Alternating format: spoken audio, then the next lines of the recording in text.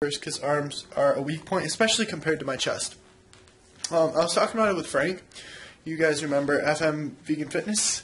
My old boy, we've been training a lot lately, which is good. More training content coming soon. But we were talking kind of about genetics and shit. And he was like, he said I have pretty good genetics and shit, and we were talking.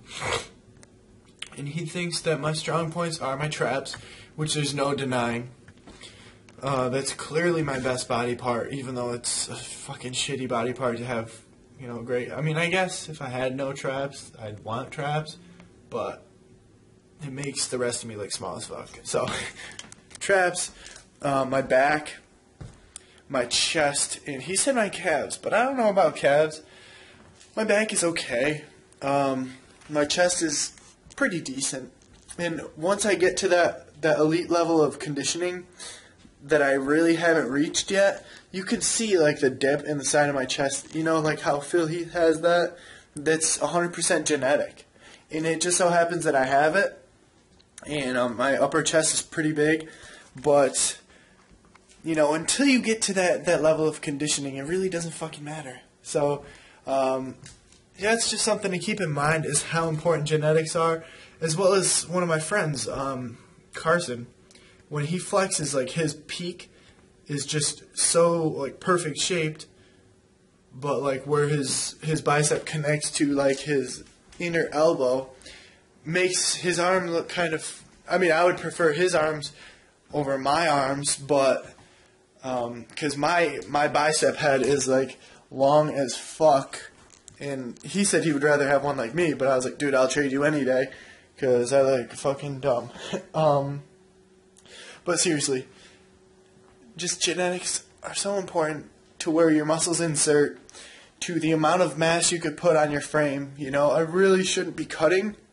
I really just want to put on size, because when I bulk, yeah, I get fat as fuck, but I could tell I put on size fast. And it's funny because the steroid accusations are coming back again, because I'm actually, not a total bitch. I'm actually getting strong again with each workout because I'm fucking eating and I'm not suppressed. Okay? The reason why I got strong as fuck is because I was fucking fat. Okay? I could hardly even see my abs. If I might put up a picture right now from, I think it was February. I'll put the date on the screen if I end up putting the picture up.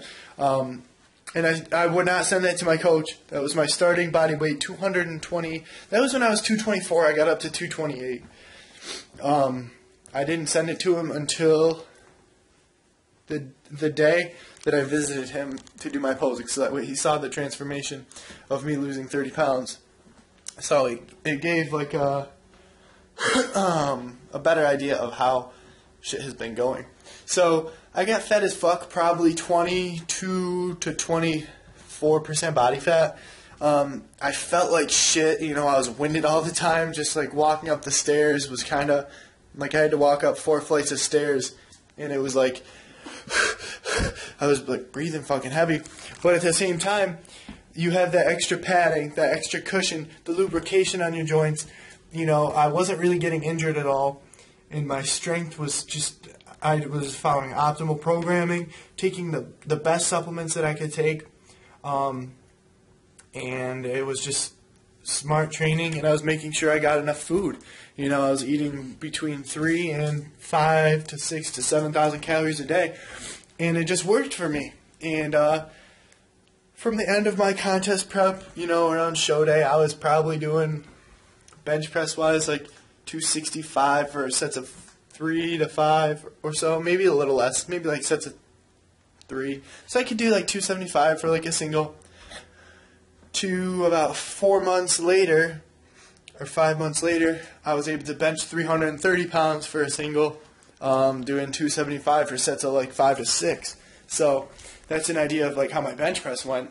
And then at the end of this prep, my calories just went down so much, and I lost a fuck ton of strength, and it was to the point where I like 225 for like 4 or 5 was like difficult.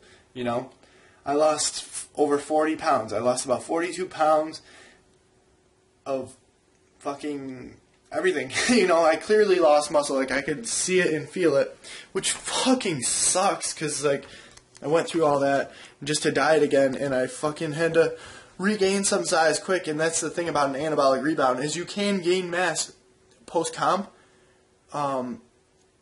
just by fucking eating and training, you know. If you're just...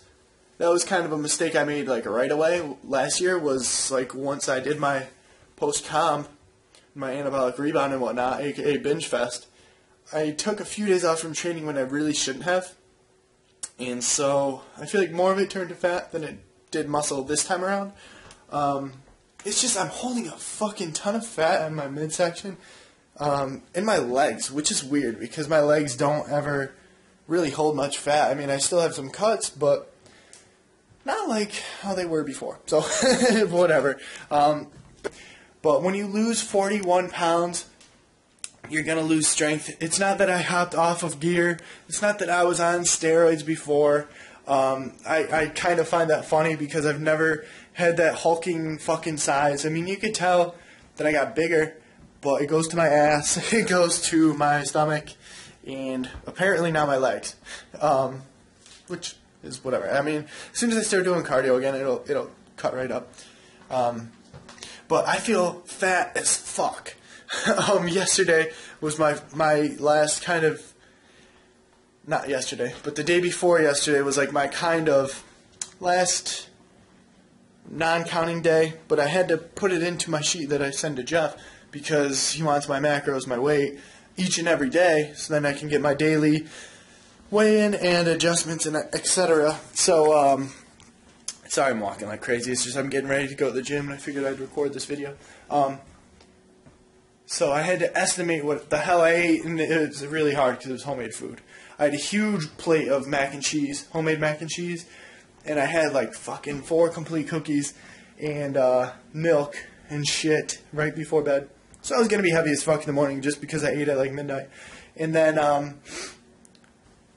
I obviously ate about 6,200 calories or something like that. And that wasn't even trying. You know, most of it was like before bed. Because I kind of knew it was going to be one of the last times that I could. So my weight that next morning was basically my starting weight of my cut, and I was fucking 217.4, and I was like, holy fuck, what? And it was like that moment when I realized, I was like, holy shit, dude, I need to get my act together. So then yesterday, hit my macros dead on, 65 fat, 365 carb, and 225 protein. The reason my carbs are so low as opposed to when I started before is because I'm taking a different approach. Until my consultation, I definitely need to drop fat, and I'm just really going to dig in the beginning because I'm about 22 weeks out if I choose to do a show. If not, then whatever. But 22-ish weeks out, I think. I'm not exactly sure. I'm trying not to focus too much on the numbers and stress myself out. So taking the hits day by day, looking at my weekly weigh-ins and posting updates. But that time frame, what I want to do is for the first 4 to 6 weeks is really strike, and because I'm fat, you know, and I could afford to lose 3 pounds per week for a few weeks, or even high 2s.